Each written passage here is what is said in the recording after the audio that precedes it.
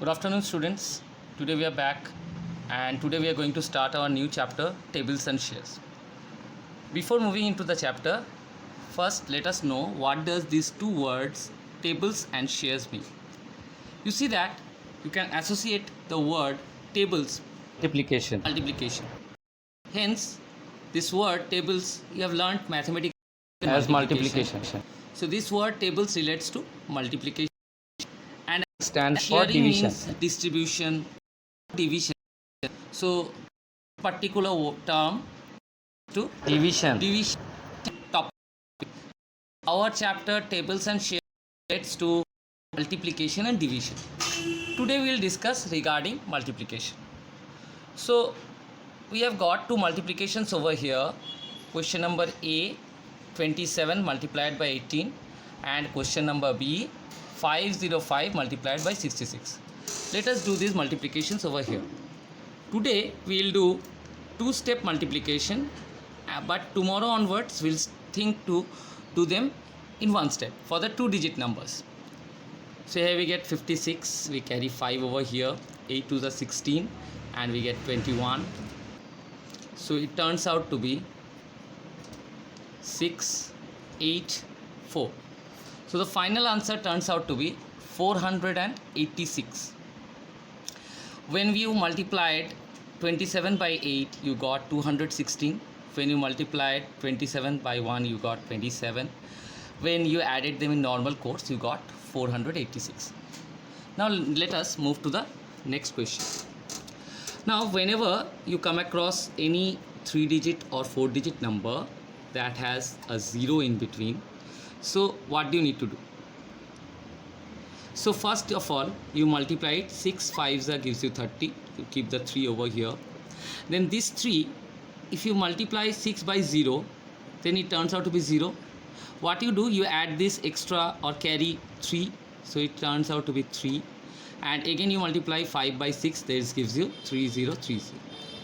Now this is a repeated multiplication over here, and finally we get 33330.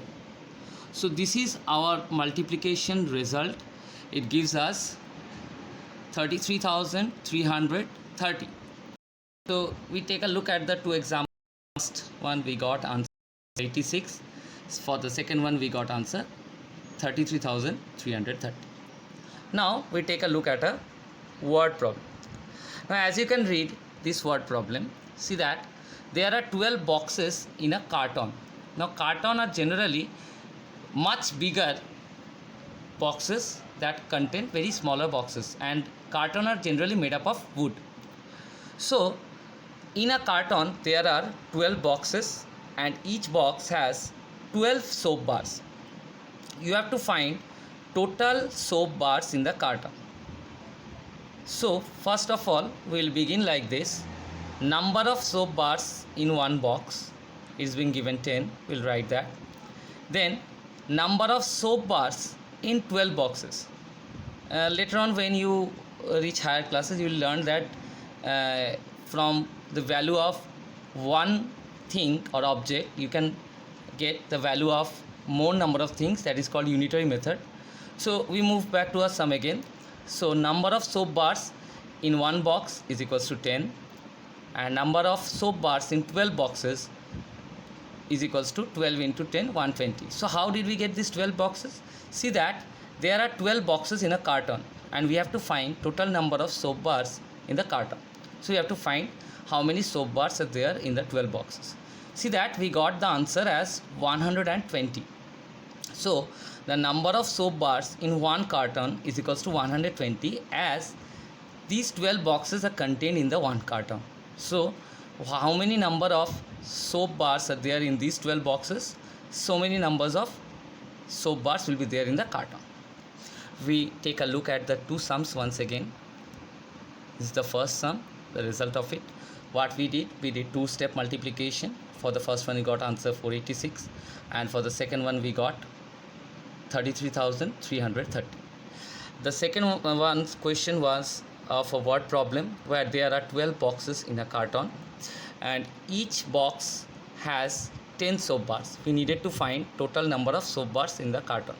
So that we first of all wrote there are 10 soap bars in one box. That means number of soap bars in one box is equals to 10. So number of soap bars in 12 boxes, how did we get that? We multiplied 12 and 10 and finally got 120. So these number of soap bars are there in the carton.